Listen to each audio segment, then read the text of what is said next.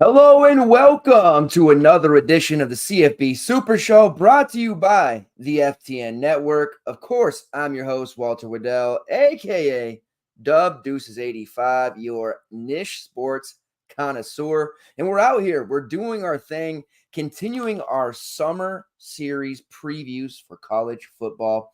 We are now getting into the conferences that everybody wants to talk about P5 teams with actual hopes of making the CFP, the college football playoff, if you're so inclined. Today, we're talking about the Big 12. We're going to break it down team by team, relevant players from a DFS perspective, and perhaps some trinkets of info that you can talk about at the water cooler leading up to week 0 of the season. It is going to be here before you know it.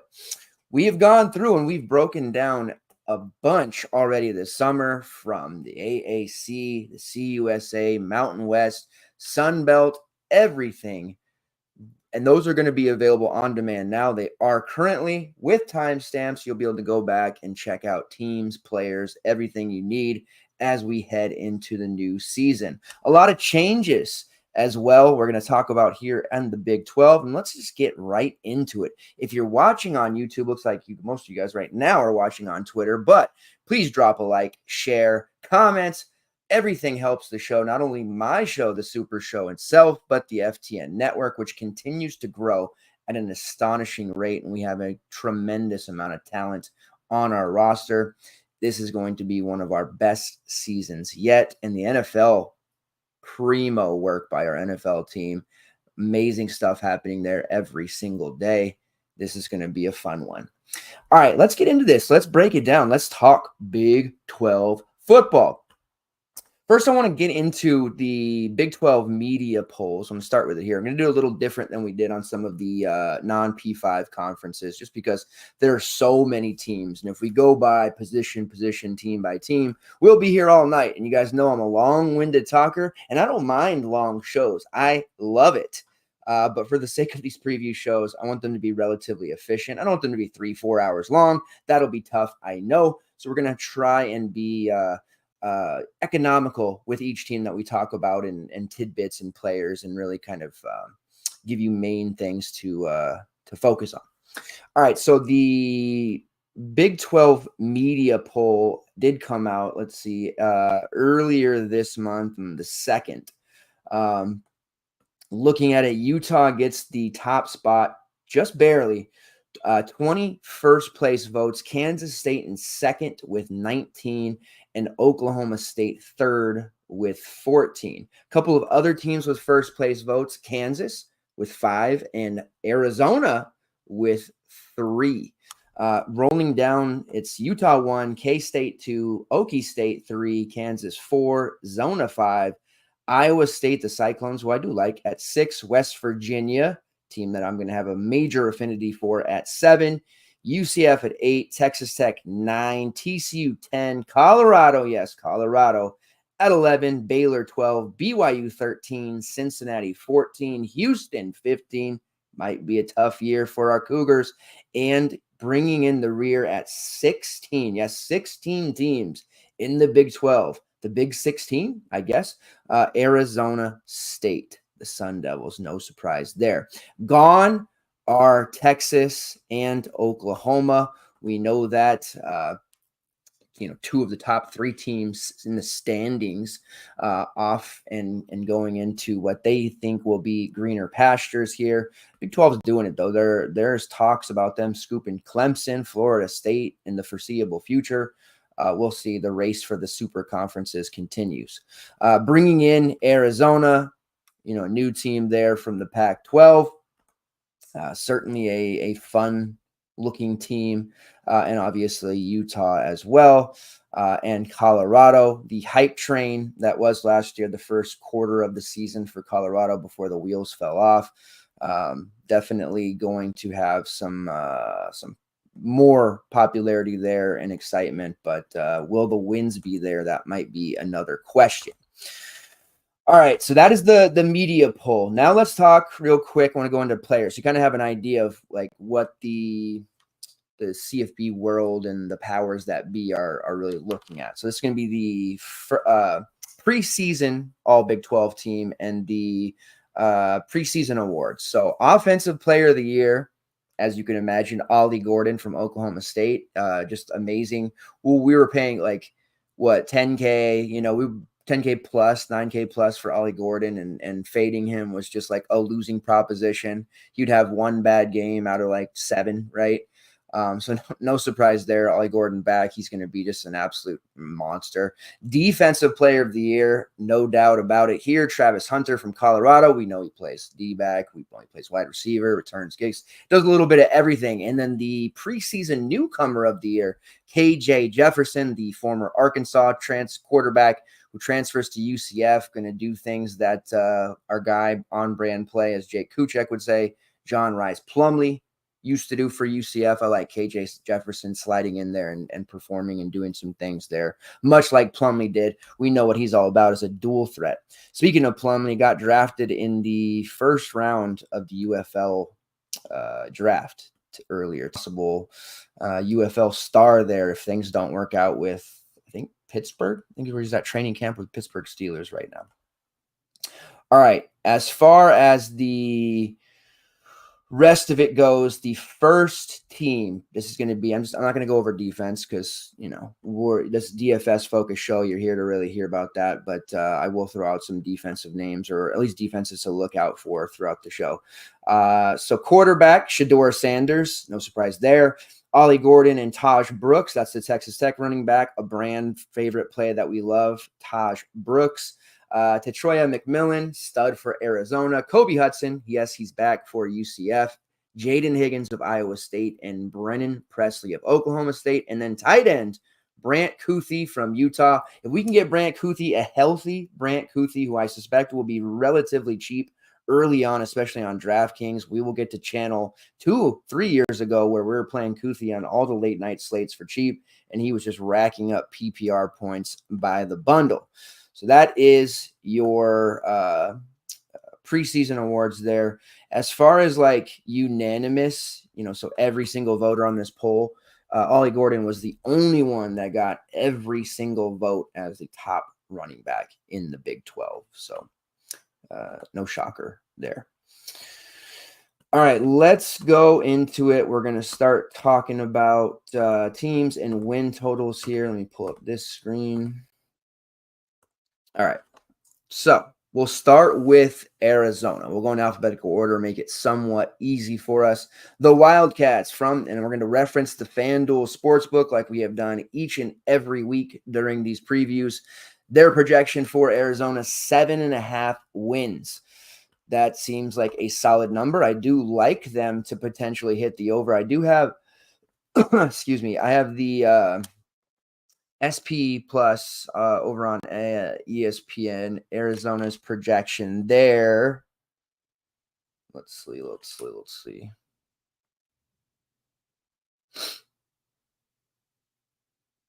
All right.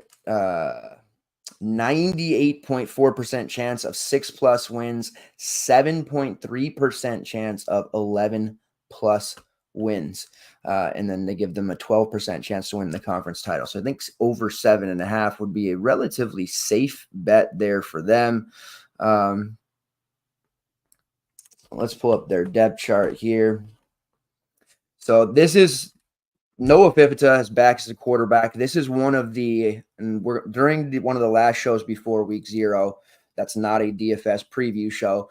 We're going to go over future bets and individual stuff and predictions, things like that.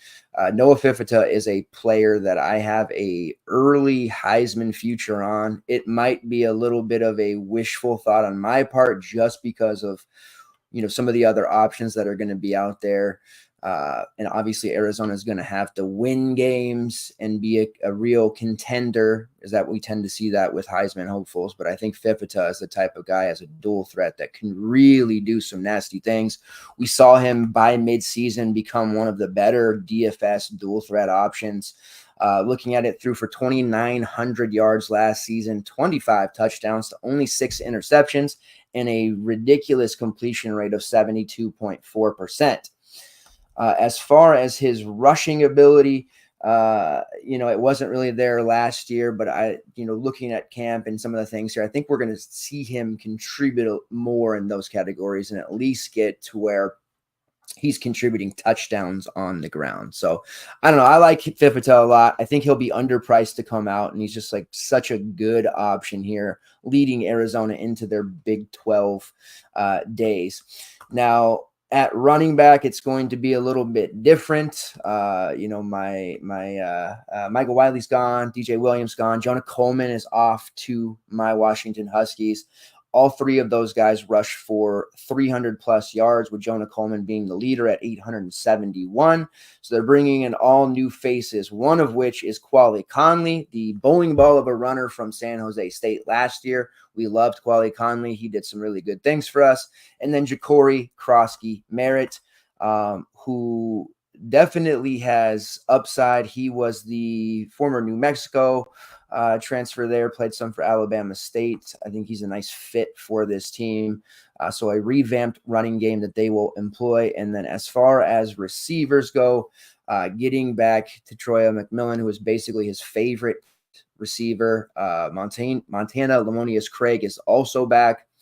Malachi Riley, AJ Jones, some familiarity there. And then as far as transfers go, Ray Mello Murphy comes in, former JUCO / Old Dominion transfer, who is going to be a factor as well. So Arizona, I definitely like for the over 7.5 wins. They also bring in Sam Olsen. They pilfered San Jose State a little bit. Why did they do that? Well, that's because the San Jose State coach, Brent Brennan, is going to be the coach of Arizona now. So he took a couple of guys with him as Jedd Fisch goes over to the Washington Huskies. So I like the Arizona Wildcats, what they bring to the Big 12. And I do think they're going to be a threat to win 9-10 games. All right, moving on to Arizona State, the Sun Devils. I'm far less excited about Arizona State, and obviously everyone is, because they were picked to finish last by the media there. That's not great. Looking at the overall roster and the state of things, there is some talent, definitely. Cam Scatterbo at running back. We know he was the kind of the only real viable option there for us on a slate-to-slate basis whenever the Sun Devils were available. At quarterback, youngster Jaden Rashada didn't really work out there for him. Trenton Bourguet, he had his moments, but threw 4 interceptions to 1 touchdown. Drew Pine didn't really work out. Like quarterback, just an absolute nightmare for them. Scatterbo gave them consistent production as both a running back, but also as a pass catcher as well. 24 receptions for 286 yards and a touchdown. Also rushed for 783 yards and 9 scores. So he comes back. But the opposing defenses are going to know, like, that's the guy. So he's going to see a lot of stacked boxes. The defense is absolutely going to be game planning against him time and time again. They do get back their RB2 as well, to Carlos Brooks, who rushed for about 260 yards and 3 touchdowns. The strength of the team should be their running game. But with that being said, I think the passing game is going to be so atrocious that it's going to be tough for that running game on a game-to-game basis. With Scatterbo, we'll be looking at 2 things. What's the price? Because that opportunity is going to be there. And, what format are we playing? If you're on DK, Scatterbo is going to be more viable there for you. Touchdowns, he's probably going to be the touchdown leader. Helps you on FanDuel, but I think he's going to get a lot of PPR work. I think you'll see him rack up a ton of receptions. And it probably won't be anything more than 1 to 3 yard receptions, but we don't care about that. 5, 6, 7 catches in a game. Let's do it. He can pay off those prices really quickly if he's below 6K, below 7K. If he starts to balloon above 7K because of high production, then it's going to be tough to really trust him at that point. But I definitely think that Scatterbo is the guy when it comes to this team. You've got familiar names, former Georgia Tech in Nebraska quarterback Jeff Sims milling around there. The freshman transfer from Michigan State, Sam Leavitt, who looks more like he's primed for an Abercrombie and Fitch commercial than an actual football game. I'm just kidding. This is an Arizona State team that things are just Not going to be great. There are some names, definitely. Elijah Badger gone. That's tough. Jalen Conyers gone. Melquan Stovall, 18 receptions, 200 yards. He's been around for a long time, multiple programs. He'll be there. And then a name, as long as he's healthy, Jordan Tyson, possibly somebody that we can look at. Troy O'Meara as well. 223 yards last year, 3 touchdowns. So there are some pieces, but overall, this Arizona State team, it's going to be tough. Wins aren't going to come easily. Only a projection of 4.5. And I kind of feel like going into it, the Big 12, like this conference, continuity, even with the newer teams, continuity is huge. This conference has some of the highest returning production on both sides of the ball. I think we'll see competitive games. I think we'll see a ton of one-score games, even from teams who are at the top to teams in the middle. Some of the teams at the bottom, they'll still be competitive as well, but I don't feel like Arizona State will be one of those teams. And looking at their schedule, I struggle to feel or find a way for them to win 5+ games. That just does not seem like it's going to be in the cards for them. And because of that, I think the under 4.5 is a pretty sharp bet there. It would be a real surprise here, because even the teams slightly above them, the Cincinnatis, the BYUs, even Houston, like I feel slightly better than this Wild or the Sun Devils. Now their coach is Kenny Dillingham. It'll be a second year. They went 3-9 last year and arguably had better talent. So we'll see. The SP Plus projection has them just at 3.4, 2 Big 12 wins. So under 4.5 wins seems like a rock solid lock here for this Arizona State team. The roster is in just a real rough shape. I don't know how it's going to work out.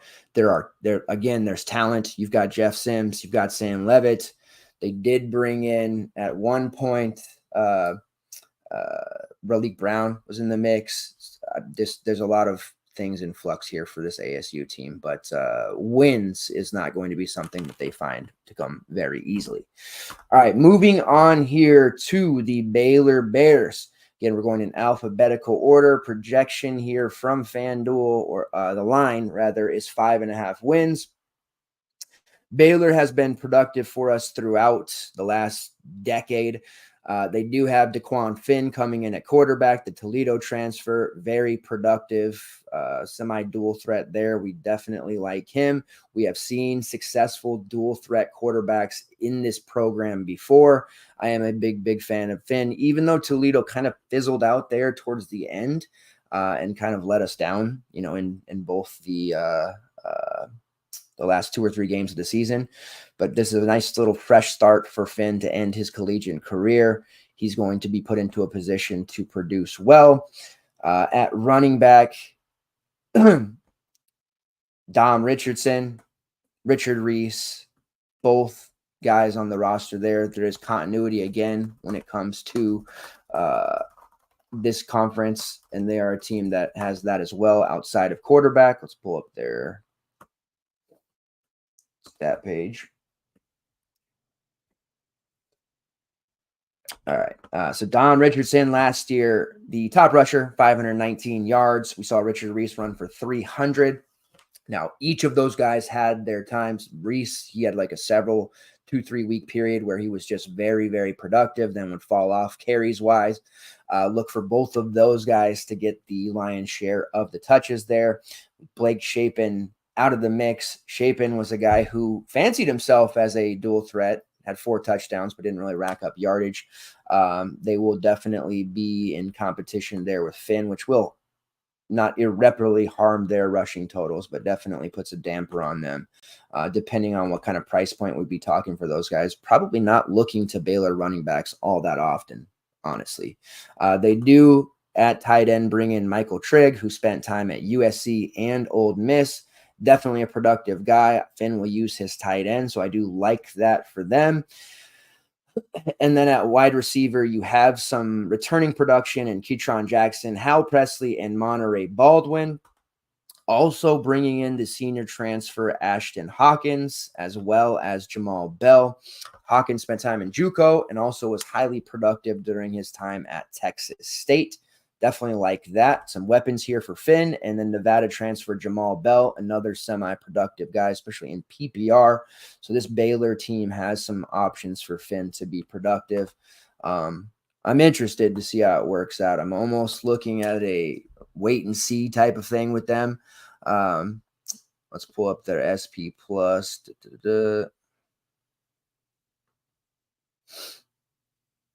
So they have it at 5.3 average wins, just under 4 in the Big 12. This is Dave Aranda's 5th year, well liked around the program, but they've got to make some things happen. They need to win some games here. This is a program, like when you look back at it over maybe the last, 15 years, you don't really see a lot of in between with them. They either have been very good or they've just been real bad. Stat I pulled off of a site here. Over the past 20 years, Baylor has lost at least 9 games 7 times and won at least 10 games 6 times. So you see there's a lot of no in-between stuff there. This is a team to me that has the talent to definitely eclipse 6 wins, but I don't have a lot of confidence in them off top. I do think that the passing game is going to be solid. Monterey Baldwin is probably going to have a huge season. Offensive line continuity there. So there's going to be some pretty solid production to be had. I do worry about Daquan Finn playing upper tier competition on a regular basis. That is something that has me concerned about him. I feel like his stats from last year, as good as they were, might make his price a little bit rough to start. So using him initially might be difficult. But we'll see. Definitely a team to pay attention to. All right, moving on to BYU. 4.5 wins is what we have here for BYU. Coached by Kalani Steck, they have a lot of returning production, which is nice for BYU. And I think BYU is going to be one of those teams that doesn't deliver a lot of wins, but they don't get blown out a lot. I think this is going to be that team that loses a lot of one possession games. So betting purposes, we'll see what we get out of them. But if there's any 10-point dog type of games for them or lines, I think we'll be able to make some money betting BYU in that regard. Because I do feel like they'll find a way to be competitive. And then they'll not have enough to finish games. Really how I feel like they're going to be. So no Kadon Slovis at quarterback. We're looking at Jake Retzloff, who spent 4 games last year. Slovis played 8, 650 yards, 3 touchdowns and 3 interceptions for Retzloff. They do bring in Jerry Bohannon, who formerly in this conference at Baylor, also played at South Florida, where he was highly productive there. I like Bohannon. A lot of people don't, especially Baylor fans, but I think he can be productive. Trayson Borgat is also here from ASU. So they have a wide variety of quarterback options here. Injuries won't be a problem for them one bit. Miles Davis, Hinckley Ropate, and LJ Martin all return at running back. That's nice. BYU has always had a pretty productive running game and viable DFS options at the position. LJ Martin coming into it as a youngster, still just a sophomore, 518 yards, 4 touchdowns a season ago. We saw Aiden Robbins, who missed part of the season, rush for almost 500, but Martin in a RB1 situation here this season, I think he could knock on the door of 750 plus yards fairly easy. Miles Davis, just kind of more of a backup piece there to me, and we'll see what we get out of a guy like Ropate, who has shown in the past to be a somewhat productive player when healthy. At receiver, it's been years we've gotten all these value receivers from BYU. We've had, brand favorites, a lot of fond memories for BYU receivers when it comes to DFS and prop betting opportunities. The list is long again. Chase Roberts, Cody Epps, Darius Lassiter, Keelan Martin, Parker Kingston, all familiar names. They're bringing in a stockpile of freshmen. Tay Nakua, bring shades of Puka Nakua, who was a brand favorite a couple of years ago. But Chase Roberts, Lassiter, and Epps, those are the top three guys to know. Roberts last year, 42 catches, 573 yards, 5 touchdowns. Lassiter, 29 catches, 365 yards, and 4 touchdowns. Epps, 21 catches, 259 yards, no touchdowns. But Epps did have trouble playing a full season there. There were injuries for all of these guys being in and out. Chase Roberts was really the only one who could play a full season there. And then, of course, Isaac Rex, who had been a value tight end for us for years. Keanu Hill will be back to man the tight end spot there. 12 catches, 200 yards, and a touchdown a season ago. So again, this is a BYU team that I have a little bit more confidence in than a team like ASU, even though they're down in the bottom of the early Big 12 media rankings. The SP prediction there or projection there is 4.3 wins, 3 in the Big 12. Still kind of lean the over there. I know it's right on it at 4.5, but I do like this team. They've got the tools, they got the toughness, and there's a variety of talent there at various positions that can make them competitive. So I'm definitely probably higher on BYU than I think most people would be. All right, the Cincinnati Bearcats, 5.5 wins here on FanDuel.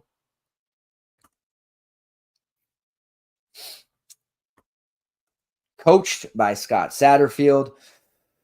They do have some new faces to know of. Corey Kiner is back. That's the main returner there at running back. The kind of known quantity there when it comes to DFS purposes. Looking at last year, Kiner rushed for almost 1,100 yards, a YPC of 5.5, 12 receptions for 50 yards, total of 5 touchdowns. Definitely will be in the mix there. Remember, Emory Jones was the quarterback last year, dual threat extraordinaire.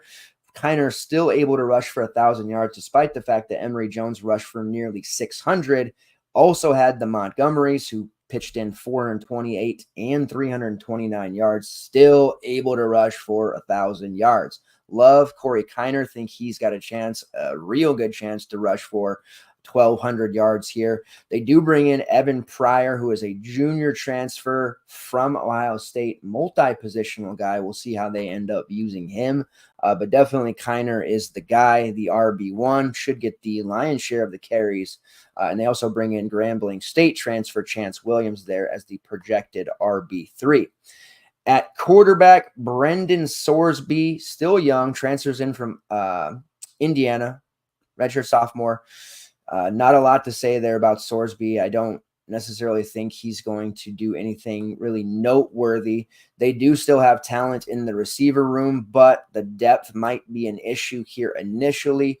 Xavier Henderson does return. He's the number 1 returner, statistically speaking, 58 catches, 782 yards, 3 touchdowns. They will not have D. Wiggins, Shaman Mitayer, or Braden Smith anymore. Those are all 3 guys who had over 250 receiving yards. As far as the transfer portal goes, they bring in UTEP transfer Tyron Smith, who is a PPR legend. We know UTEP, they were cranking out PPR DK studs time and time again for us. So Tyron Smith there, definitely a name to pay attention to next to Xavier Henderson. And then Florida Atlantic Johnson. So some nice names here for Cincinnati. It's just quarterback. Not a lot of experience there. They don't have a lot of depth, and that's going to be a position that I think, kind of struggles. They struggle early on while they try to figure out quarterback. Lean on Kiner early. He's definitely a guy that I foresee, even in maybe negative game scripts, still being able to produce at a level that makes him a viable option regardless. And I think we see his reception numbers go up as well. He was the leading receiver out of the backfield last year with 12. But I do think we could see him maybe be in the 20-25 range when it's all said and done. Bear with me. I have like 18 screens here. All right. The SP projection is 5.1 wins, 3.1 in the Big 12. Now, they were 3-9 last year. Do think they'll be better than that. The Luke Fickell era, putting that behind them is going to be, kind of tough. Fickell had some really strong top 10 finishes at Cincinnati early on, but we'll see how it works out. This is his second year, Satterfield, so he's going to have the chance to rectify what happened there in year one.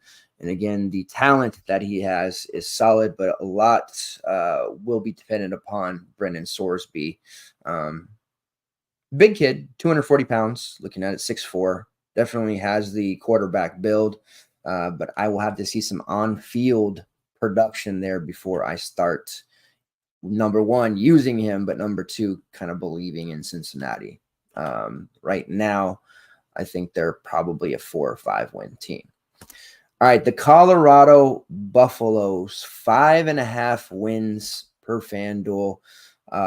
Again, last year, the hype train was so real on Colorado. My God, it was crazy. People talking about, going to the CFP, Heisman winners, and Hunter, maybe if he didn't get hurt, to me, the whole thing was if anybody's going to win Heisman from Colorado, it would have to be Shedeur Sanders, right? And how good he was.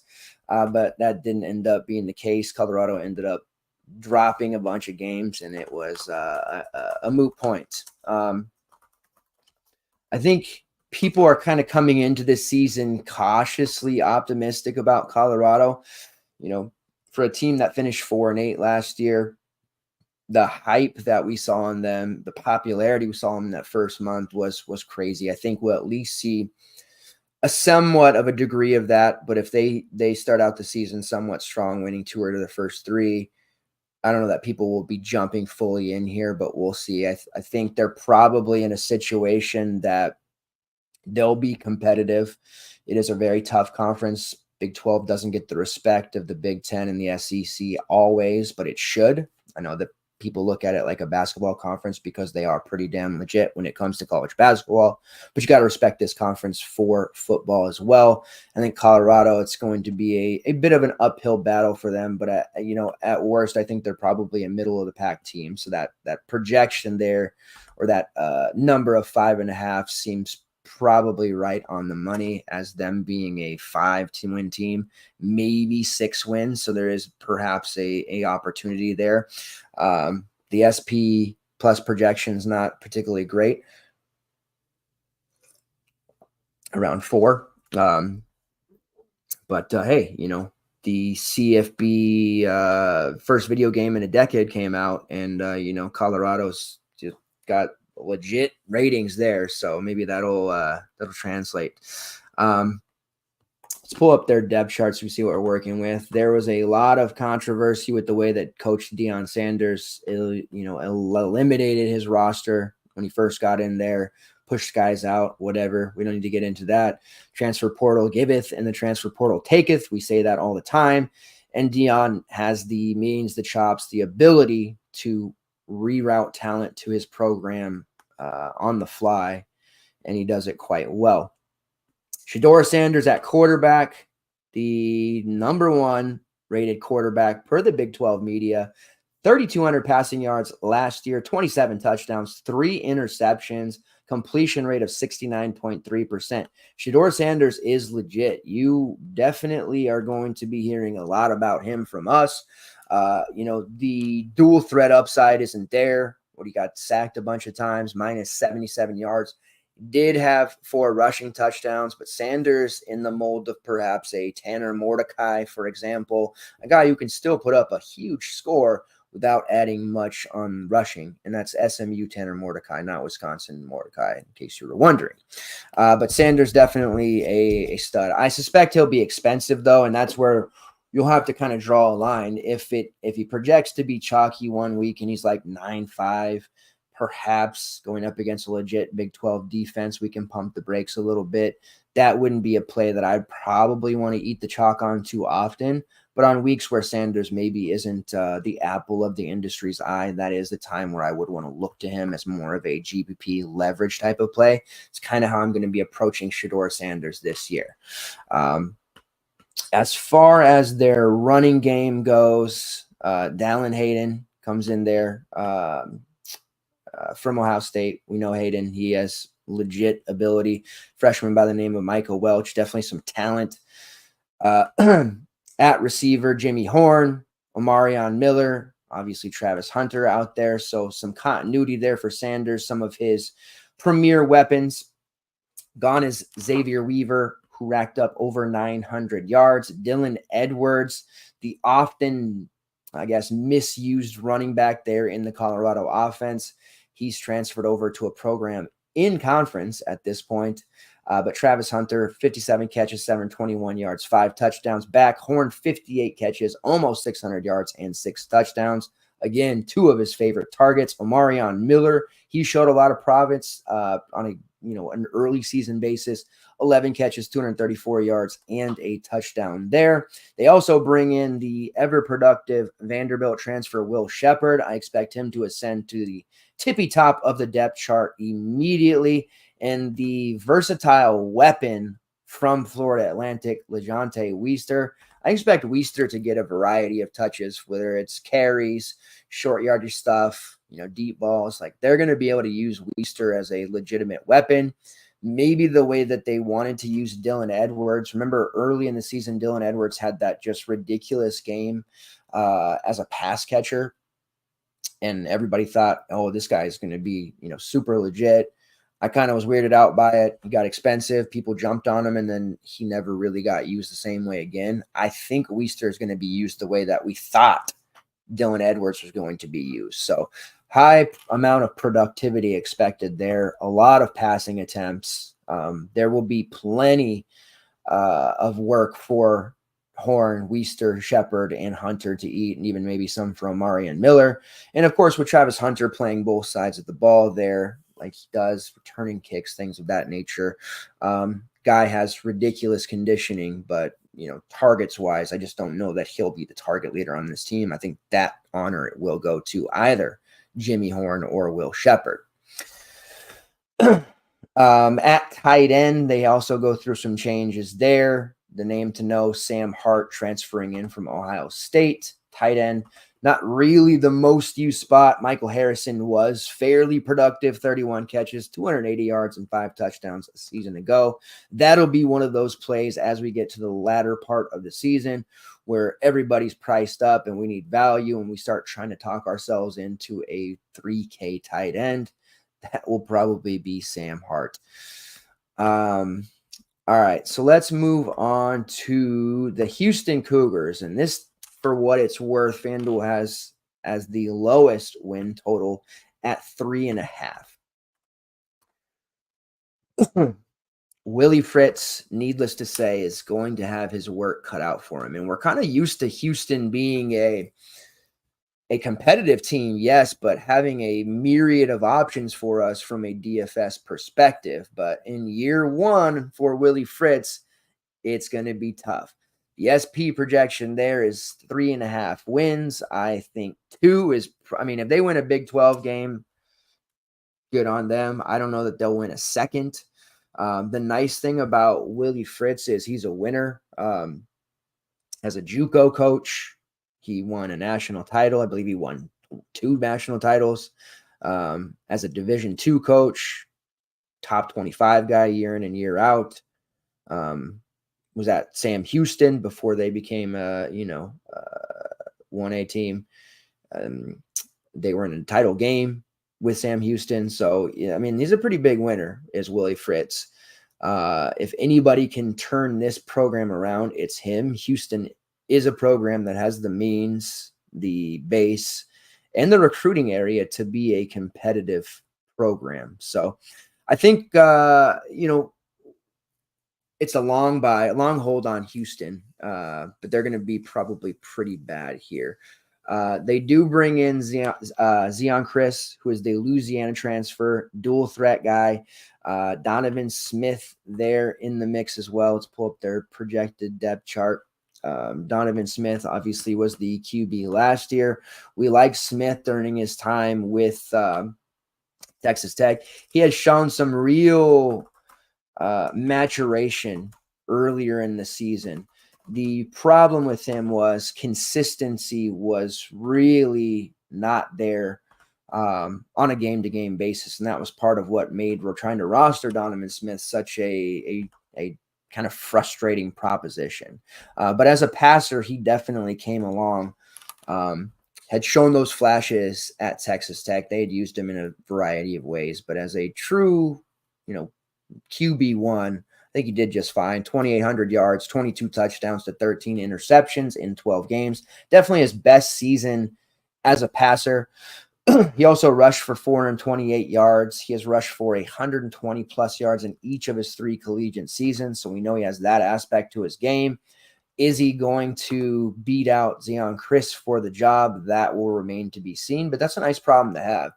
2 dual threat guys. Injuries can somehow or sometimes befall upon those players, and they've got themselves a duo there that they can definitely work with. And perhaps taking a page out of the CFL book, they could use one of them in the red zone area, or perhaps give them some sort of packages there. So we'll see how that shakes out. Running back, there's continuity there. Parker Jenkins, Stacey Sneed, and Tony Mathis. Looking at the leading rusher last year, that was Parker Jenkins across 12 games, 4.7 YPC, 3 touchdowns, 464 yards, 15 receptions for 81 yards. Definitely like his long-term prospects. Stacey Sneed, 282 yards, 5.9 YPC, 13 receptions for him. And Tony Mathis, 170 yards, 4.1 YPC, and 11 receptions. Houston used their running backs a lot out as short yards receiver types. They will definitely do so once again, and it is a solid group of running backs there. Defensively, they're making a lot of changes. They had to go in the transfer portal and kind of rebuild their defense, and I just don't have really any confidence that they're going to be able to do so. There are names at receiver like Joe Manjack, like Stephen Johnson, who are back, names that at least have continuity if they decide to go with Donovan Smith. When you look at it, though, losing Matthew Golden, that's going to be tough. And it was hurt a lot last year, so he didn't put up the numbers we expected. Sam Brown emerged. But Manjack as the top statistical returner, 46 catches, 577 yards, and 6 touchdowns. Stephen Johnson, 24 catches, 277 yards, and 3 touchdowns. Also lost their WR5 and Dalton Carnes, who we just talked about on the preview show last week.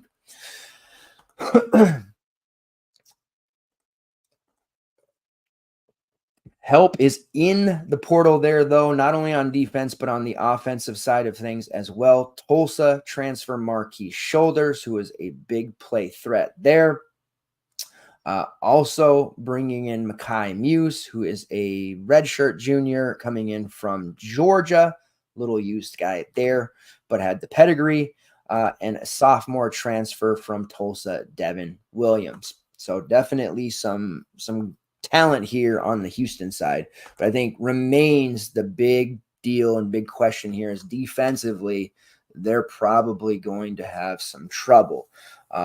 They do have talent that they brought in from the portal, but I think this is going to be a team that gets involved in some games where they're going to have to score a lot, which is great for us. So I think we're going to be talking about stacking this Houston team quite a bit, but as far as putting wins in the column there, I think that might be a little bit more difficult, and playing in such a hard conference certainly won't do them any favors. But again, Coach Fritz, a known winner, will have this program back to a competitive threat to win 8 to 10 games in no time at all.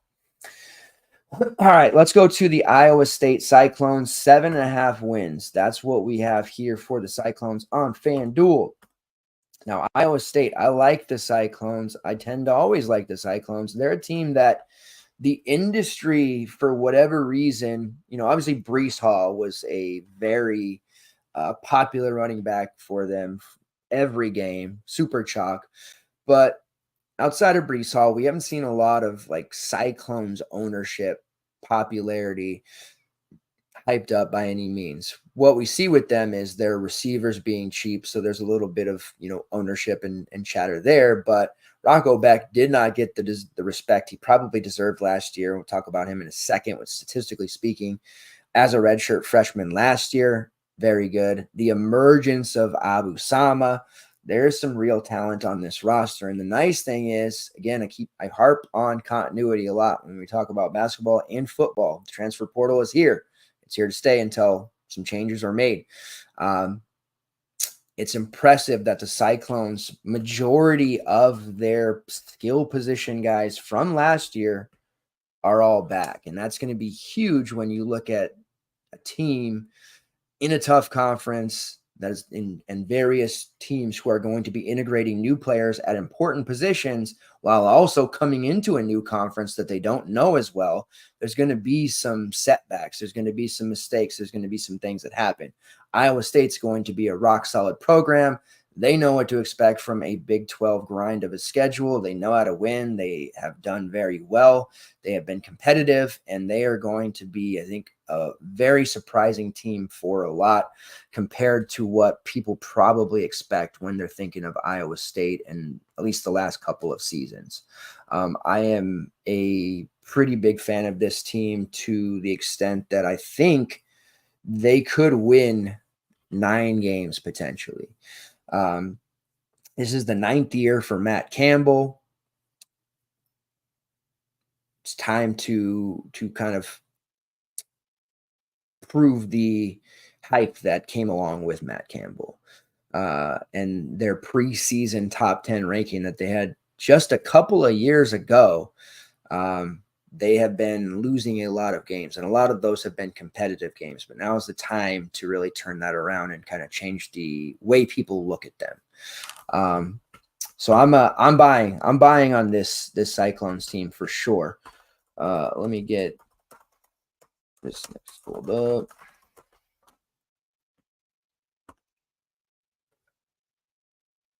All right.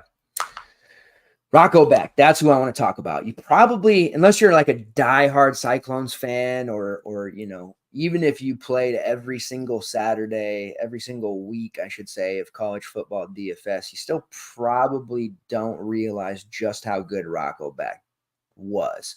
And people started to take notice later in the season there, but some of the more shrewd people in the industry were using him earlier, and he was certainly producing. And I didn't necessarily believe it. I certainly wasn't one of the ones that was using him religiously by any means, but definitely started to take note of what Rocco Beck was putting, in the box scores and statistically speaking, and just watching Iowa State games, he looks like the real deal.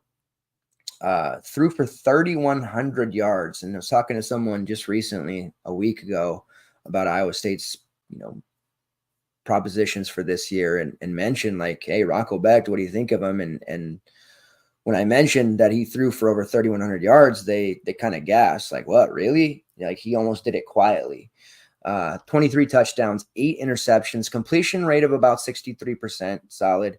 Rushing wise, 63 yards, 3 touchdowns. I think he's a much better or much bigger threat to be a dual threat than those stats will say.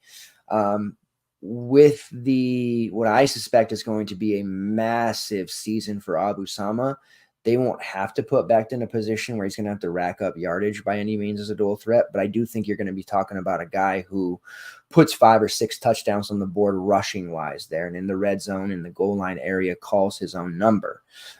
So I'm really high on the prospects of Rocco Beck, and I don't think he's going to be that expensive, especially early on. But as the season goes on, it might take sites a little bit while to kind of get hip to what Rocco Beck is all about. Abu Sama last year rushed for 614 yards, 7.3 YPC, 6 touchdowns, kind of ceremoniously pushed Cartavius Norton to the sidelines. Abu Sama, he's our guy. That's a brand play. We love him. He's going to be awesome. Absolutely couldn't be more thrilled for Abu Sama. Wide receiver wise, Daniel Jackson, Jaden Hickens, and Jalen Noel are all back. Those are names to know there. They probably won't be priced up. A transfer from North Dakota State who's highly productive in Eli Green, and Isaiah Alston, another transfer. You might have remembered Isaiah Alston. He put some pretty good stats together at times. I'm known for a big player too, operating out of a service academy offense from Army. So I like what Alston brings to the table here for Iowa State. I think they're going to use him in a variety of ways as well. So exciting to see that. When it comes to receiver, Jaden Higgins, just a tick under 1,000, 983 yards, 53 receptions, 6 touchdowns. Jalen Noel, 66 catches, 820 yards, 7 touchdowns. So back there for Becht, his top 2 options, 2 guys who threatened for 1,000 yards receiving. Daniel Jackson, 16, 260, and 2. More of the third or fourth option there, but Jackson's definitely a guy who can play. Very, very high on this team. They had a productive Dimitri Stanley there for a couple of years. He's no longer there, but they have a legitimate offense here. And when you look at the defense of Iowa State, especially on the line, they've got everybody back that was basically a top 1 or 2 guy at the position on defense. So they will be stout there as well. Iowa State is a legitimate team. It surprises me that their total is only 7.5, and maybe I'm just way too high on them. But this is another one of those, like the Arizona State under, that I feel is a very, very good, sharp bet. The over 7.5 wins for Iowa State, to me, feels like a very, very strong over. And that's going to be one that goes in the tracker. We'll start loading up the CFB tracker here over the next couple of weeks. That's going to be one that is in. This is a very strong team. I think that they are not being talked about enough. And it's funny because I'm during the college basketball shows right after the tournament ended, and we were doing transfer portal talk, and I did my top 25 poll, and then we revisited it. I was one of the only ones out of 10 plus polls, and I'm certainly not putting myself in the category of Jeff Goodman and those guys, attention wise at least. But Iowa State was a team that I was really pushing hard and buying hard on, and still am, for college basketball.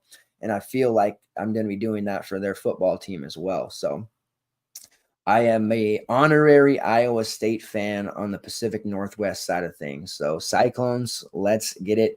Last time I was this involved in the Cyclones was a few years back when they had DeAndre Kane, Melvin Engem, Georges Niang, Monte Morris, just a really ridiculous team for the 2 or 3 years under the mayor, Fred Hoiberg.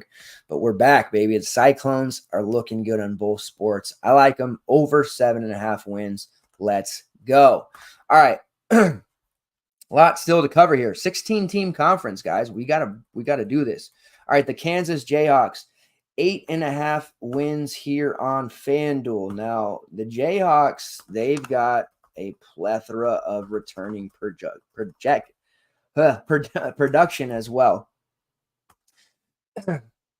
Round of sickness came through the house here. 9-4 last year, so this is right on par. Lance Leopold, an absolute stud of a coach.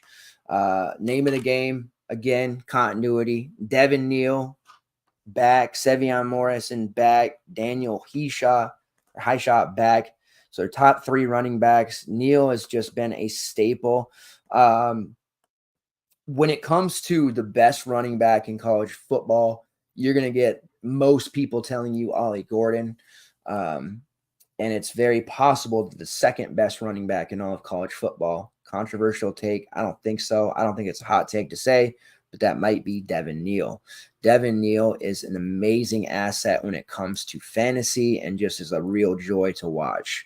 Almost 1,300 rushing yards, 25 receptions for 217 yards, 17 total touchdowns. Devin Neal touchdown props, until the books caught up, his touchdown prop was plus money or near even for the first quarter to nearly first half of the season. And he was good for multiple touchdowns a game a lot of the time. They caught up, and then it started being like minus 500 and all this crazy stuff. But Devin Neal touchdown props over the last 2 years has been one of the more profitable bets for us here at the Super Show. Don't suspect we'll get any kind of good numbers on his anytime touchdown props this season, but we can definitely throw it in with some other stuff and make some maybe in-game, or same game prop parlay, something like that. But Devin Neal, an absolute beast. And Hishaw himself also very strong, 626 yards on the ground, 8 touchdowns. Not the receiver that Devin Neal is, but a great running back. Built in, if Neal gets hurt, which has happened before, Hishaw can come in. You got the real strong 1-2 punch. Now, if Jason Bean, who is back at quarterback, or not Jason Bean, I'm sorry, Jalen Daniels can stay healthy, they've got themselves one of the best dual threats on the planet. I think it's easy to say. Had Jason Bean on the mind because I was watching the UFL draft today, and Jason Bean was one of the first picks. So they're going after those dual threats. Bean getting the gig, every week when Kansas was on the slate, it'd be the same thing, right? Is Jalen Daniels going to start? He's questionable, 50-50. As we get closer to lock, okay, he's warming up. Nope, he's not going to go. It's Jason Bean. Go to Jason Bean. And Bean had a pretty solid season, almost 300 rushing yards, 2,100 yards. But I don't think it's controversial to say Jalen Daniels was just a better option, when healthy. He was only able to play 3 games last year, but he threw for 705 yards, 5 touchdowns, only 1 interception. He rushed for 74 yards as well.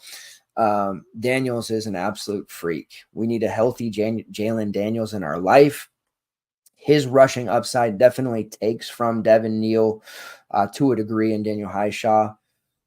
A semi-full season. He has never played 10-plus games because of health. He played 9 games in 2022, threw for 2,000 yards, 18 touchdowns, 4 interceptions there, but he rushed for 425 yards and 7 scores.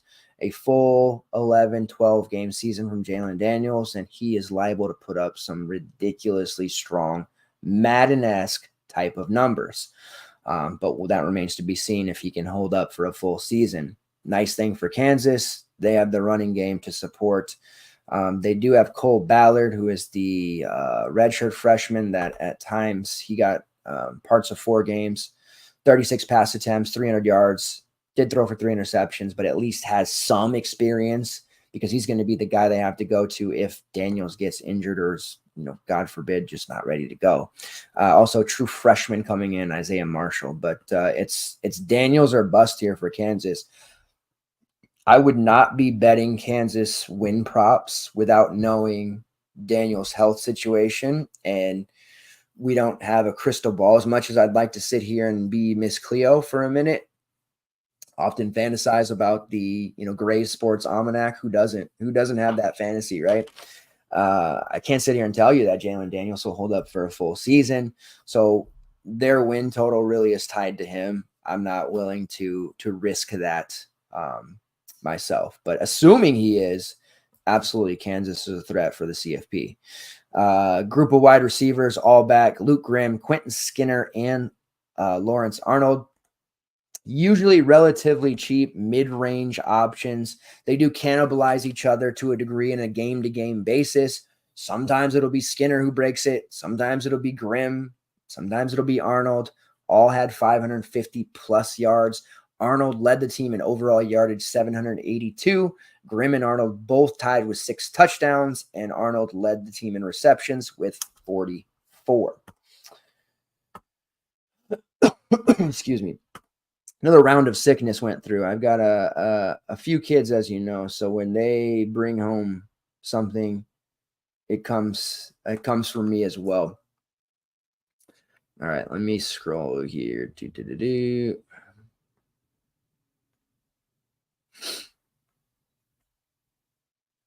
So the SP Plus projection is 7.9. It's just not worth it. I'd rather put my money on something that I feel like at least is if I lose, I felt like I got it in good, right? With the Kansas one, it feels like it's 50-50 to me. All right. Let's move right along here to the next one. Kansas State, the Wildcats. FanDuel has it at 9.5. So when it comes to your tops: Utah 9.5, Kansas State 9.5, and Oklahoma State 8.5. We're going to talk about those group of teams here right now. I do like the Wildcats quite a bit. That projection of 9.5 does not, does not seem over the top by any means. They have a quarterback who absolutely just burst onto the scene last year in Avery Johnson. Just going to be a sophomore, but Avery Johnson is going to be, for lack of a better term, we'll have to find some more, some different things to say, but he's going to be that dude. A SuperShow, standard slang. He is absolutely going to be that guy, that dude. He is that good. The fact that he was able to come in as a true freshman on a really good team and take snaps away from Will Howard, who is off to the Buckeyes, right, is just nothing short of phenomenal. They still gave Howard majority of the looks, but when Johnson came in that game and absolutely just left his mark, in 8 games, he rushed for 300 yards and 7 touchdowns. Also threw for 480 yards and 5 touchdowns, no interceptions, about a 56% completion rate, but it was 66 pass attempts. He had 52 carries compared to 66 passes. Treshaun Ward has gone off to another school, but DJ Giddens is back, 1,200 rushing yards. We know K-State and running backs that have the make, build, and running style of DJ Giddens have been successful in this program for years. 29 receptions, 323 yards, 13 total touchdowns, 10 on the ground, 3 in the air. We love DJ Giddens. Giddens and Avery Johnson will be the faces of this team, I should say. They also bring in the Colorado transfer Dylan Edwards, who I think they'll use they'll use him a lot better than Colorado did. The only reason Colorado didn't continue to use him after that first and second game the way they did is because they had so many mouths to feed. And let's be honest, play calling really favored certain players there, right? So it's no surprise that Dylan Edwards transferred. And it's no surprise that he went to K-State because they can absolutely support 2 running backs in this offense, even with a dual threat like Avery Johnson.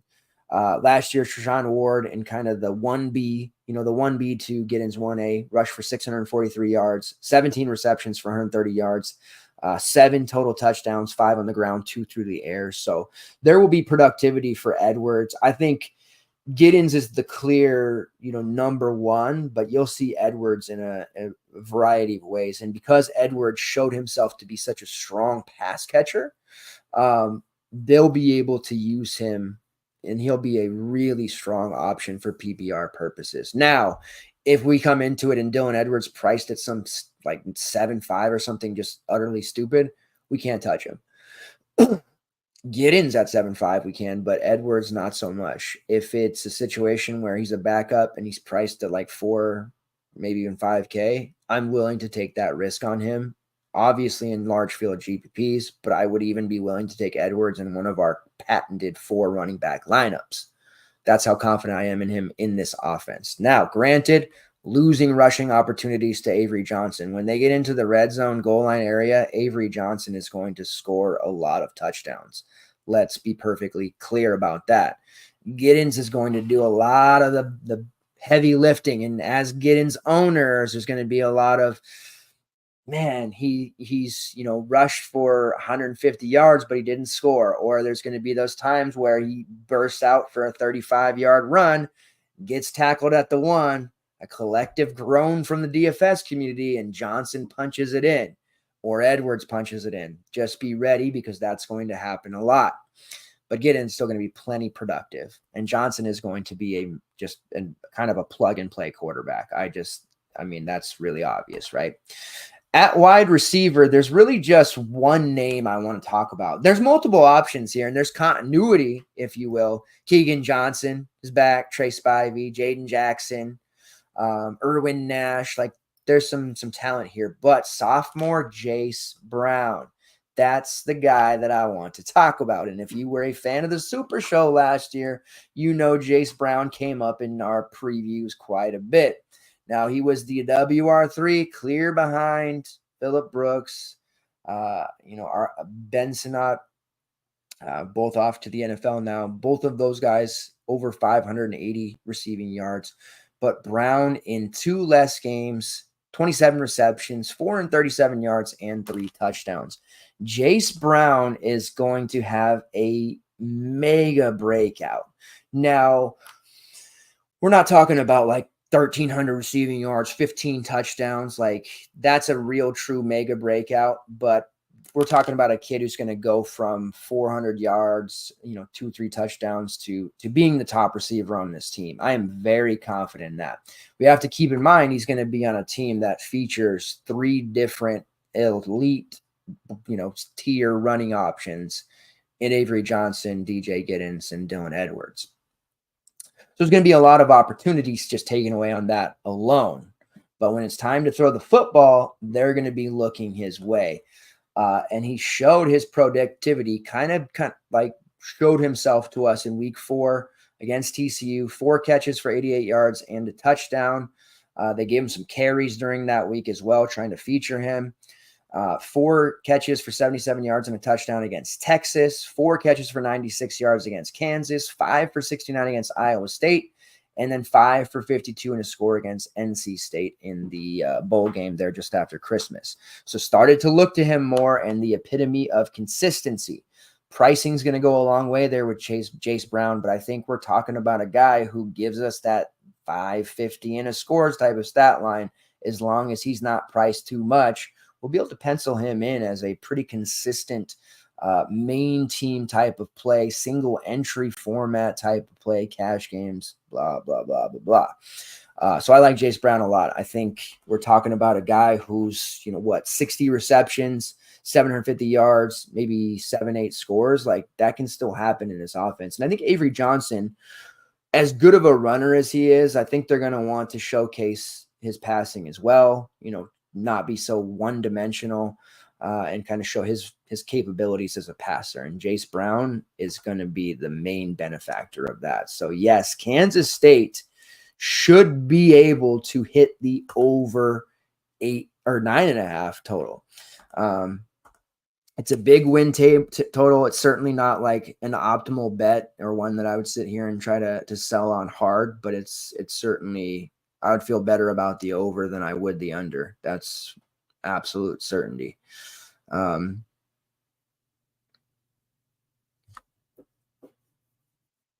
The SP plus is 9.4, 7 Big 12 wins.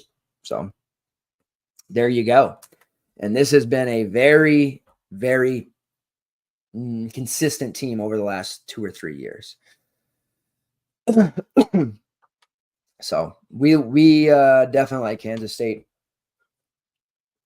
DFS wise, everybody in the industry is going to love Kansas State, and you're going to see a lot of chatter about this program.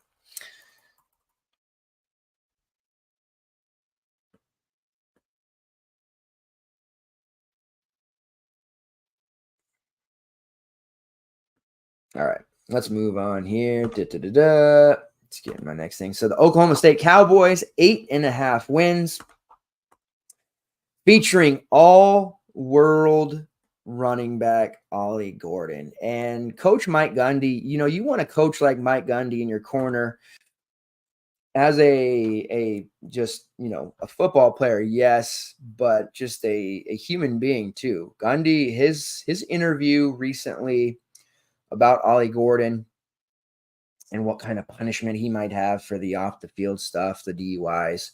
And it's highly entertaining. I would encourage you guys to if you haven't seen it, to seek it out. I did retweet part of it a couple weeks ago, basically saying, who hasn't drank and drive before? We don't have to get into that, but mainly saying, like, why would I punish him by not playing him? I should punish him by making him carry the football 40 plus, 30 plus times, 40 plus times. Forget the direct quote. But it sounds like the early part of the season, Gundy's going to hand the ball off to Ollie Gordon a zillion times. And I'm here for it all. You guys obviously are going to be here for it all. And I mean, it's a thing of beauty. He won't be cheap. We'll never get a cheap Ollie Gordon ever again. It might be like for him in the 8K, mid 8K range to start, but he won't stay there very long. We know that. Uh, his production just absolutely freak mode. 1,700 yards, 21 touchdowns, also 39 receptions, 330 yards, and a score there. Line of over 2,000 yards from the line of scrimmage. Ollie Gordon, just an absolute mayhem causer. The clear RB1, barring injury. They had talent behind him in Elijah Collins, but, why would you give anyone the ball besides Ollie Gordon if you didn't have to? Obviously, to spell him for some water breaks here or there. His backup is shaping up to be the Indiana transfer Trent Howland, but unless an injury happens, knock on wood, please don't have an injury happen to Ollie Gordon. That would rob us of a lot of fun. He's going to get a lot of work. And I truly believe Gundy's just crazy enough to give him like 40 carries in the game. We might see some like early career Braylon Allen level carries here. And like I said, I'm all in for it. And I know that by the end of the season, that wear and tear could rear its ugly head. But we'll cross that bridge when we get there. Seventh year. Yes, that's right. 7th year quarterback, Alan Bowman. He has qualified for another season. This should be his final season, but we've said that the last 3 years. So maybe he'll find a way to get a waiver for one more year. But this should be the final collegiate season for Alan Bowman. And Bowman kind of revitalized himself a little bit. 3,500 passing yards, 15 touchdowns. He did get picked off 14 times. Accuracy's never really been the name of the game for Bowman, but he's got a bit of a cannon. He's able to hit his receivers in stride. He's productive, and he's usually cheap. The nice thing about Bowman, he's cheap. The not nice thing about Bowman, he's a statue. We're not going to get anything out of him besides those passing stats. But the nice thing is we're talking about a guy who might get to 6K, 6.5 at the most. For the most part, you're getting a min price guy in the mid-5 range. I would typically rather play a 4th running back than Alan Bowman at any point. Typically, as I said, I'm a big 4 running back guy. I know that's taboo in this industry, but Bowman definitely has masterful control of this offense, and it certainly helps when you have a superhuman like Ollie Gordon running the football behind you, handing him the football time and time again. Doesn't really get that hard. Now, because Ollie Gordon is such a machine, it led to some pretty high, potent passing attacks from Bowman to a myriad of his receivers. Brennan Presley, 101 receptions, 991 yards, 6 touchdowns. Easy to forget about that. Rashad Owens, who was a DFS staple for weeks in the last 2 seasons, kind of the middle part of the season, in both.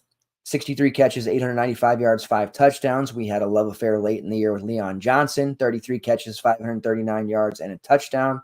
Because of the vast majority of injuries they suffered, you remember their receiving room had injuries galore. They were kind of contemplating the whole Leon Johnson red shirt, but they couldn't do it because of the injuries, and he was fairly productive as a value guy for us for a few weeks. Deshaun Stribling was there, 14 catches for 198 yards, but was only able to play the 4 games. Jaden Nixon was there, hurt a bunch of times. Blaine Green, like Jaden Bray, a lot of talent there in the receiver room. And they do bring back the most important pieces there, which are Rashad Owens, Deshaun Stribling, and Brennan Presley. Presley, of course, had that just monstrous 101 catches, as we just mentioned. A lot of those were short yardage stuff, PPR stuff, 9.8 yards per catch there for him. So, kind of have to use him in a way that makes sense on DK, where I wouldn't be paying some astronomical price, but as a 6K, mid 6K guy, absolutely Brennan Presley. I think with a healthy Deshaun Stribling, that kind of has to be looked at and considered. Maybe temper expectations for Presley just a bit there. He benefited from all those injuries, yes. Stribling during his time at Washington State, especially in 2022, looked like one of the top guys. 51 catches, 602 yards, and 5 touchdowns. So I do expect him to be a 500 to 700 yard receiver type of player, and maybe even pushing past Rashad Owens towards the top of the pecking order there, maybe as a 1B to the Presley 1A. I think that those guys will kind of take turns, but I think those are going to be the top two options. Owens, of course, will be there. Talin Shetron is back as well, another guy who dealt with injuries, but is definitely productive when he gets time. So overall, this roster definitely has the pieces to make a big run to the CFP. They've shored up the tight end spot. Ohio transfer Tyler Foster, been in the MAC for quite a bit of years. Definitely a fan there. Overall, Bowman has options, and they've got Ollie Gordon. What more can you say that they've got Ollie Gordon, and they're going to make some noise, and they're going to make life miserable for opposing defenses all season long. And again, I just love a coach who's going to defend his guy like that.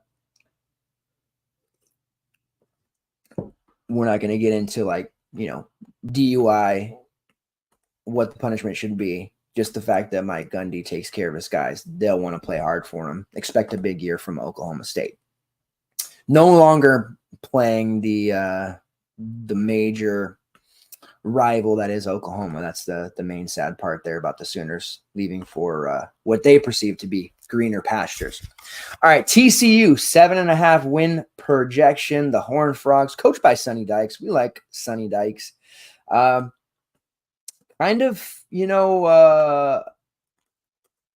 Fell into a quarterback in Josh Hoover that I think exceeded expectations way faster than even their program expected as a redshirt freshman, and kind of had to, right? Because Chandler Morris, more hacksaw. Chandler Morris, who got hurt early during their major, CFP run.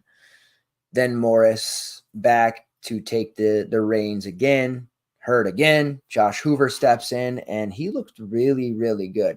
Now, as the season wore on, he had his growing pains, but I think we're talking about a kid in Josh Hoover that's going to be an upper echelon type of quarterback in this conference. 2,200 yards, 15 touchdowns to 9 interceptions.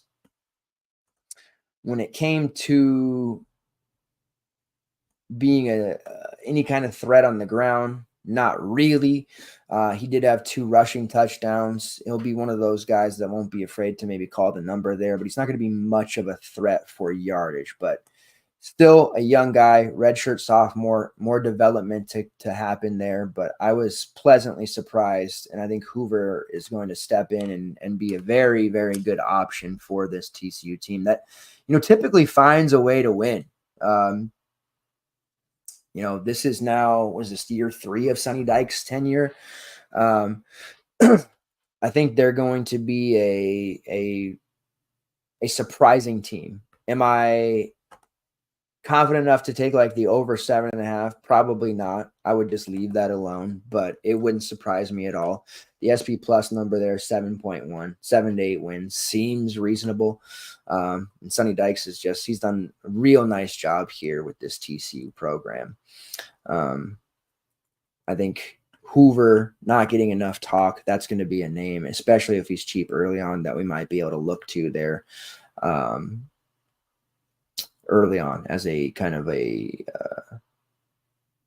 non-stacking option in main teams.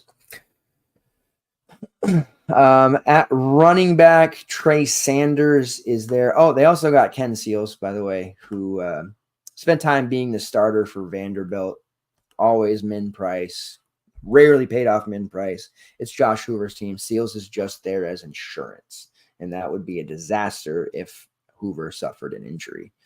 Anyways, Trey Sanders back, the former Alabama running back, did rush for 176 yards last year, 6 touchdowns. Definitely wanted more, but Imani Bailey just kind of, put his foot on the neck of that position, and he didn't let it go. 1,200 rushing yards, 8 touchdowns, 25 receptions for 184 yards. Definitely a team that's not afraid to use their running backs in those position, or puts them in a position to catch passes. Cam Cook a name worth looking at. Just 60 yards rushing last year, but definitely somebody will be in the mix. We'll see what happens there. Trent Battie, who's the red shirt junior, also in the mix. Played more of a blocking role last year. But these are all guys in the running back room. I think we're probably seeing a semi-committee, maybe not a Imani Bailey to be had there, which means they'll likely have to lean on Josh Hoover a lot more than people realize. They do bring in the Boise State wide receiver transfer, Eric McAllister. I think he steps right into the WR1 role, a threat to be a 1,000-yard receiver. Yes. Savion Williams and JPR, John Paul Richardson, both 500-plus receiving yards a season ago. Both of them are back. Let's see. Dylan Wright, probably the WR4. He had 200 yards and 2 touchdowns last year. And JoJo Earl still in the mix as well. Again, that Alabama pedigree hasn't quite panned out for him yet, but still milling around the depth chart is JoJo Earl. At tight end, they do bring in a transfer by the name of Drake Dabney, who was a semi-productive at times tight end from Baylor. So in conference transfer, we love it. TCU, definitely a team, not super exciting, but has the tools, has the pieces. We'll certainly be looking to them at times here, depending on pricing. The main thing there that'll be interesting to see, who comes out as the running back. The offensive line is basically patchwork, replaced, brand new. That could be a problem, but I do think Hoover is going to show real poise and moxie and have a pretty good season overall. But they'll have to have somebody step up in the running game there. And if ever there was a time for Trey Sanders to finally do so, it's right now. All right, moving on. The Texas Tech Red Raiders, they also carry a projection or a FanDuel total of 7.5. Texas Tech is the video game team. Everybody loves Texas Tech and their offense, of course. They were 7-6 last year under Joey McGuire. The talent is rich.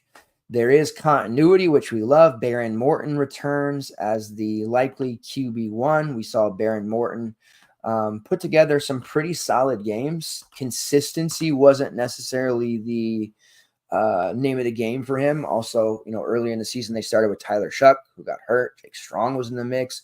But Morton definitely, as the season went on, settled down and was a decent play. 1,700 passing yards, 15 touchdowns to 8 interceptions in 10 games. I think he's a threat in this offense to throw for 3,000-plus yardage. Rushing-wise, he had 4 rushing touchdowns.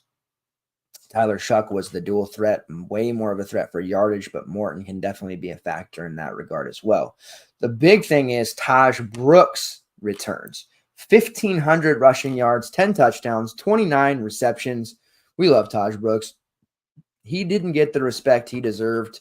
The DFS community started to give him that respect. It's because the allure with the Texas Tech offense, of course, is the pass-heavy nature of it. So everybody always wants to play the quarterback or the wide receivers, and Brooks just wasn't getting that ownership. And in 4 running back lineups, we featured Brooks a lot, and we had him at sub 25% ownership a ton, and he rewarded us handsomely. I don't think we'll be that lucky this year because you don't get a 1,500-yard running back coming into the season at low rostership very often. That's just a situation that people know who he is right at this point. I think Baron Morton, a healthy Baron Morton, is going to be, like I said, solid in this offense. Looking at the various weapons here, Coy Eakin, Dre McCray, Jordan Brown, Kelby Valson, those are all names from last year that featured in the passing game. Xavier White and Jerran Bradley gone. Miles Price also gone. Now, because of the depth of this team, it became a chore to try to deal with Texas Tech. Nobody really came out as the number one guy. There was no alpha. I love Dre McCray and thought he had a chance to be that way. And Xavier White certainly showed himself to be that way. But then Jerran Bradley would take over on a week-to-week basis. And what you had was 6 different receivers with 250 plus receiving yards and 7 different receivers with 19 plus receptions. None of them had more than 43. Miles Price at 43. None of them had more than 556 yards, which was Xavier White. And none of them had more than 5 touchdowns, which was Miles Price. So cannibalization and just a lot of watered down stat lines. They were cheap for the most part, but that made them GPP options. And what happened was this damn sexy offensive, juggernaut of a team that they should have been just never happened. And people couldn't really get involved too much. Coy Eakin was a nice way to do so as a cheap option, but he really wasn't that consistent either. And when you look at the roster, they do bring in a couple of guys who I think can be or make a claim to the WR1 spot, namely Josh Kelly, who spent time with the Washington State Cougars and Fresno State. He was very productive at both spots, especially for Fresno State. They also bring in a Florida transfer by the name of Caleb Douglas, who has looked good here thus far, and a true freshman by the name of Micah Hudson. They are very deep at the position once again. Dre McCray, Coy Eakin, and Josh Kelly, those are the 3 that my money would be on to emerge as the top 3 guys, but I do think we could see a similar situation in which they're all watered down stat lines and end up being a bunch of 400 or 500 yard receivers. We'll see how that works out, but that's just how deep they are in the way that the nature of this offense runs. End of the day, it's Taj Brooks for me. Every single time I want Taj Brooks. Even in what is projected or on paper should be a pass-heavy offense, Taj Brooks will find a way. We love Taj Brooks. And I think he'll be a much better yardage receiver. He had under 100 receiving yards, yet 20-plus receptions. I think he'll factor into that a lot more. But Brooks is just an absolute beast. The stat that I wanted to pull and that I notated, he lost yardage on only 15 of his 290 carries. That's psychotic. Absolutely psychotic. Let's get Taj Brooks the ball as a receiver as well, but he's just an absolute star. All right, we're moseying on down here. The UCF Golden Knights, 7.5 wins here on FanDuel. Golden Knights, Plumlee, again, off to the United Football League, but they bring in the dual threat extraordinaire, KJ Jefferson. I think he'll be very good in this offense. In fact, I know he will. They also bring in Miami transfer Ja'Cory Brown. That at least pushes KJ Jefferson to a degree, but very nice work there in the transfer portal that they did. RJ Harvey will be back. My man, Johnny Richardson, it feels like at this point that Johnny Richardson has been, playing college football for the better part of a decade at this point. Still a lot of love for me when it comes to Johnny Richardson. The only thing that was always a bummer was I thought he was going to be what RJ Harvey ended up being. That's kind of how that worked out. And as a fan, hopefully a fan of the show, how many times we pitched Johnny Richardson 2 to 3 years ago and finally kind of gave up. And then he had a semi-resurgence last year, even with RJ Harvey rushing for over 1,400 yards. I think Johnny Richardson had one of his best seasons, 573 yards rushing, had a touchdown, 12 receptions. Like, he's a productive guy. As far as backups go, he's one of the best out there for my money. And yes, I'm extremely biased. Made more impressive the Harvey number, though, is the fact that Plumlee was such a strong dual threat. Now, Plumlee did miss 3 games due to injury, still rushed for 505 yards, but they had Timmy McClain as their primary backup, and he is yet another dual threat type of quarterback. He rushed for over 100 yards. So expect the offense to run very similar there with KJ Jefferson. I think Plumlee a more electric option there, but Jefferson definitely, has that experience playing in the SEC. We've seen him do it before. He's certainly had some big letdown games that we were heavy on him, but he's also rewarded us handsomely. So I love KJ Jefferson in this UCF offense. I think he will produce very, very well and put up some big time dual threat numbers. Harvey still a threat for 1,200 plus yards, but I'm not giving up on Johnny Richardson. And it's so crazy. Like, they must take such good care of him for him to stay on this roster and not transfer out, despite the fact that, yes, they've got RJ Harvey and he's not, and so Richardson's not going to start, but also Penny Boone comes into the mix, the former Maryland/Toledo transfer. Miles Montgomery comes in the mix, the Cincinnati RB3. Like, the UCF running back room is suddenly so good. Like, I don't know why Johnny Richardson hasn't transferred, but kudos on him for sticking it out. The pecking order here for the running game clearly will be, excuse me, RJ Harvey, but they're so deep that the position carry distribution is certainly going to be interesting, to say the least. Boone, over 1,100 yards last year himself. So this is just really going to be a electric type of offense here under Coach Malzahn. But I have a lot of concerns about how he keeps this team happy. Jefferson, maybe they wrangle his dual threat, upside a little bit. Maybe he's not quite the runner that we expect him to be off top because of Penny Boone, because of RJ Harvey, Montgomery. I mean, they've got real talent, but they also are extremely strong at the receiver position, which lends credence to the fact that maybe Jefferson's come here not to be the same level of dual threat that Plumlee was, but to really focus in on his passing ability and show the NFL and the pro level he can be a consistent passer.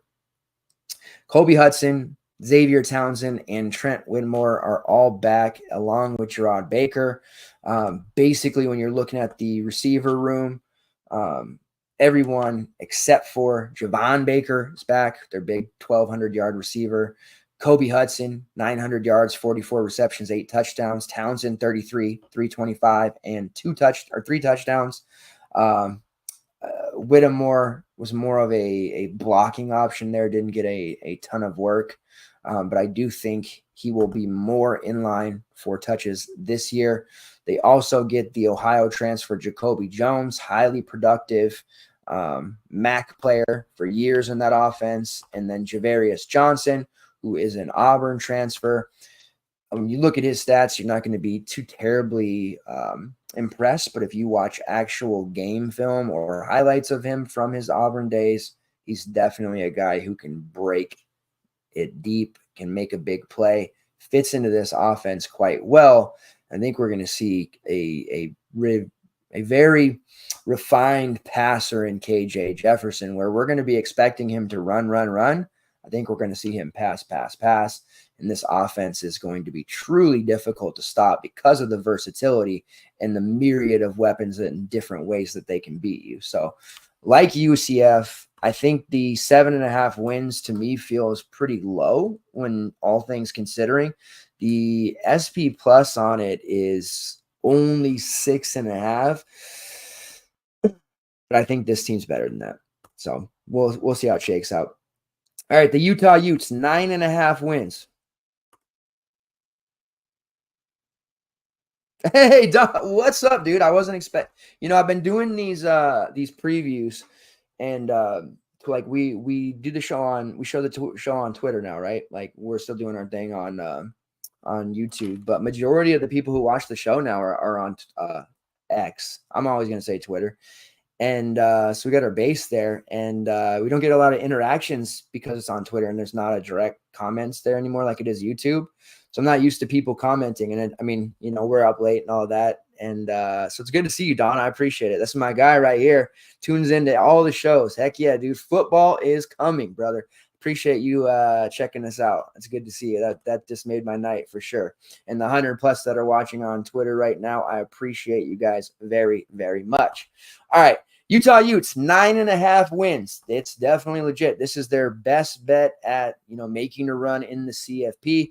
This is the team that the media has bestowed upon as the team to come out. Coming into a new conference, that's not going to be easy, but Utah is certainly set up to make that transition. This is a team, that will certainly need Cam Rising. The big story here, last year Cam Rising just couldn't get healthy, couldn't play, dealing with the ACL. He's supposedly healthy, good to go. We'll see. The other guy that will be healthy, Brant Kuthi, who's a show brand favorite, also couldn't be healthy at all last year. Micah Bernard couldn't find health last year. It's crazy that this team was as good as they were when they certainly struggled to get guys healthy, but that's just speaks to the level of Kyle Whittingham, who's in his 20th year now as the coach of the Utah Utes. Mad respect for him and what he was able to do. This Utah team, wrote them off many times last year, eked out an 8-5 season, despite the fact that they just didn't have their best players. They ran Bryson Barnes, Nate Johnson, Luke Batari at quarterback. That should have been a disaster of a season. Most other coaches running, Nate Johnson at quarterback, no disrespect, but Nate Johnson, Bryson Barnes would struggle to win 3 or 4 games. They won 8. Running back, not having Micah Bernard, who was expected to be their RB1. They got that production out of Jaquin Jackson, Jalen Glover. The frustrating thing with Utah last year is that when you thought you had it pegged on their running back situation, they pulled another one off the street to throw a curveball in there. We saw Zion Vaki, who really became popular, really productive for a couple of weeks there. Really liked Vaki. He was awesome, but this is the name of the game here for this Utah team, getting healthy with Cam Rising. They have an intriguing freshman by the name of Isaac Wilson behind him. Micah Bernard back healthy. Jalen Glover back as his kind of, RB2, RB3. Got Mike Mitchell as a redshirt freshman. Some pretty strong options here on this Utah team if they can be healthy. Brant, it's a big if, but coming back from serious injuries, Cam Rising, could there be some rust? Will it take him some time? Playing in the unforgiving Big 12, he's going to have minimal time to figure things out. Same with Brant Kuthi. They're going to need him. If they don't have a healthy Brant Kuthi, I do worry about this team quite a bit. But they did go into the transfer portal, and they pulled out a massive weapon in Dorian Singer. Dorian Singer is going to be a big-time option here for Cam Rising. Now, when it came to the position last year, it suffered greatly. DFS-wise, we rarely talked or used Utah receivers, and that was a product of the fact that they ran Bryson Barnes and Nate Johnson at quarterback. Devon Bailey led the team in yardage at 593, and then no other receiver on the team eclipsed 300 yards. Rough stuff.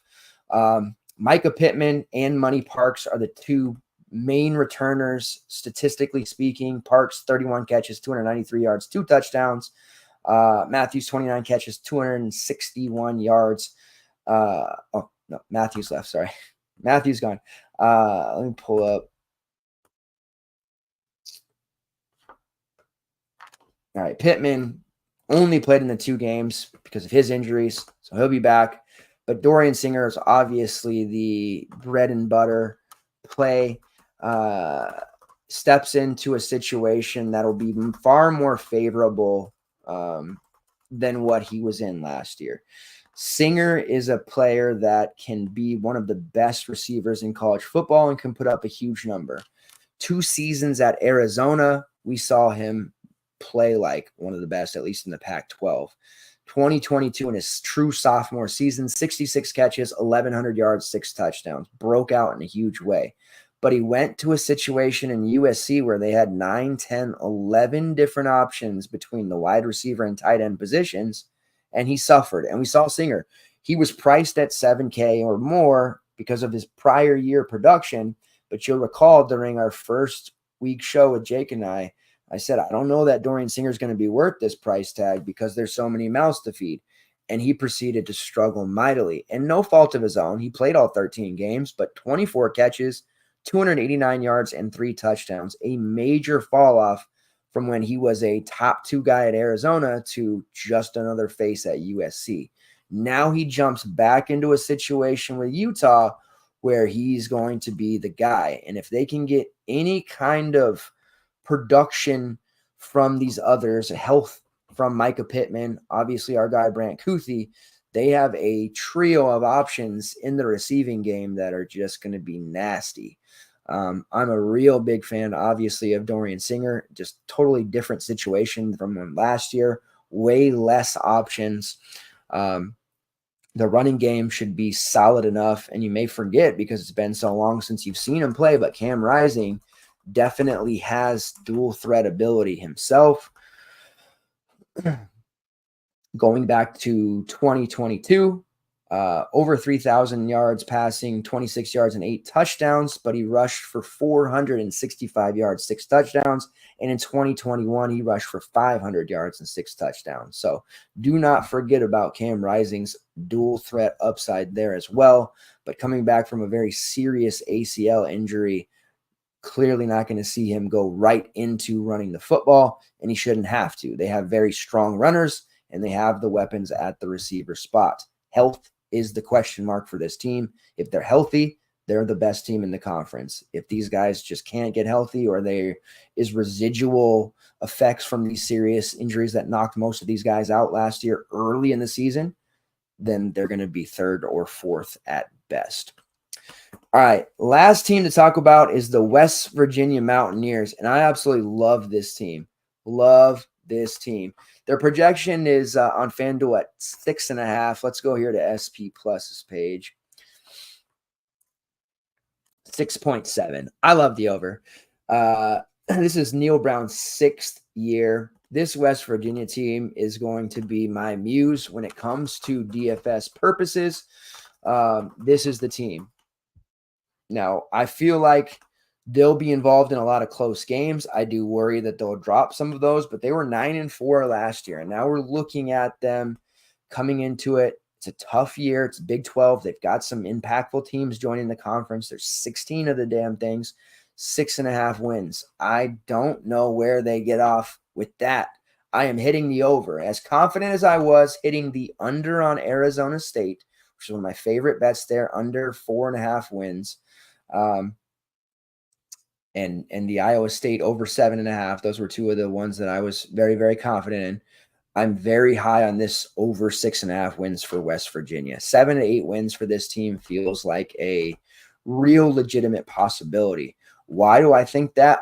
Because my man Garrett Green is back.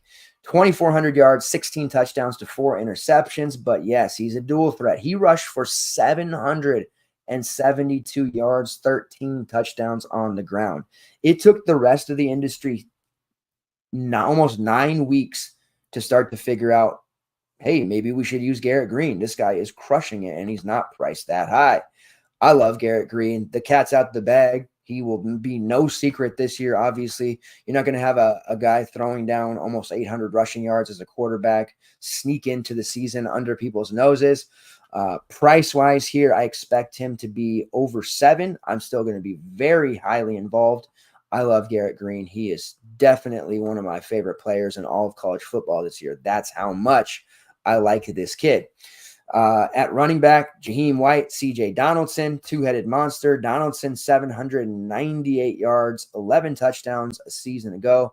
Jaheim White, 842 yards, 4 touchdowns, also 5 receptions for 125 yards. He broke a couple of big ones there. The two-headed monster that they have there, Donaldson, White, and Garrett Green rushing. That's 3 different players that can viable 700-plus rushing yards. They're going to be very, very good on the ground, very tough on the ground. They do bring in a couple of transfers at the receiver spot to try to shore things up. Oklahoma State transfer Jaden Bray, in conference transfer, who is productive. We know he's capable of being a top 2 or 3 guy. And Mississippi State / Georgia transfer Justin Robinson, pedigree, hello. And then the return of Hudson Clement, who's an absolute stud, redshirt sophomore. Preston Fox, and Traylon Ray. I like all of these options. Looking at their receiver stats last year, Devin Carter led the team with 501 yards, but he's gone. But Hudson Clement is the guy to know. 22 catches for 480 yards, 4 touchdowns, 21 and a half yards per reception. Deep threat. This is the guy Garrett Green likes to go to, and he is a burner. Preston Fox, 26 catches, 368 yards, 2 touchdowns, and Traylon Ray, 18 catches, 321 yards, and 3 touchdowns. So the bulk of his guys back. Cole Taylor is also back at tight end 1. 36 catches, 444 yards, and 4 touchdowns. He'll act as the safety valve for Garrett Green. Continuity. There's that word again. We love it. Continuity is on this team. Coach Neil Brown coming into it in his 6th year.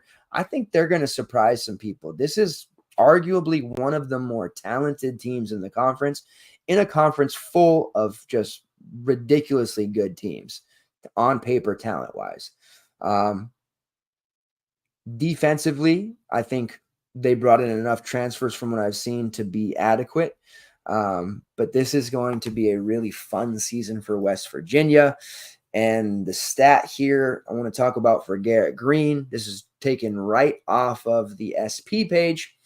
In the past 20 years, West Virginia quarterbacks have produced a total QBR of 75 or more 7 times. Okay. Pat White in 2005, 2007, a couple of years there. Geno Smith in 2012. And Will Greer in 2017, 2018. All 3 of those guys went to the next level, and all 3 of those guys put up some big numbers in the collegiate ranks, right? Garrett Green last season was the only other West Virginia quarterback in the last 20 years. Elite company. He's going to be a big-time producer for us. I love Garrett Green. If you take nothing else from this show, roster Garrett Green. I am a very big proponent of 4 running back lineups. That means the QB that I do play in those type of lineups, I have to believe in. He has to be very carefully selected, and he has to be capable of putting up a big score. Garrett Green is going to be that guy that anchors a lot of our lineups this year. Good or bad, Garrett Green planting my flag. I'm riding with our guy all season long. So that takes us to the end. It was a long one tonight. Let's see. Still under 2 hours. We did it. These are just, mammoths to cover here. So again, these will all be on the Super Show playlist. You can go back, by conference, by timestamp, look up any team, any player that we talk about, kind of refresh your memory and get yourself ready for week 0, which will be here in no time at all, 4 or 5 weeks. We still have the SEC, the Big Ten, and the ACC to cover. Then we'll go into it the week before games start. Will be our prediction show. Then we'll break down the week 0 slate, and then we'll be here. We'll be breaking it down. We'll be grinding in the Discord, having fun with you guys, grinding out games, tilting our faces off, and making money via green screens on both DFS and prop betting measures, and just straight betting as well. Lots planned for you. I'm very, very excited. Thanks to everybody who tuned in tonight and continues to support the Super Show. Make sure if you're watching on YouTube, you hit that like button and share. If you're over on Twitter/X, like, share, comment on the show. We'll be back next week talking ACC. Appreciate it, guys. Take care. Good night. Have a good rest of your summer.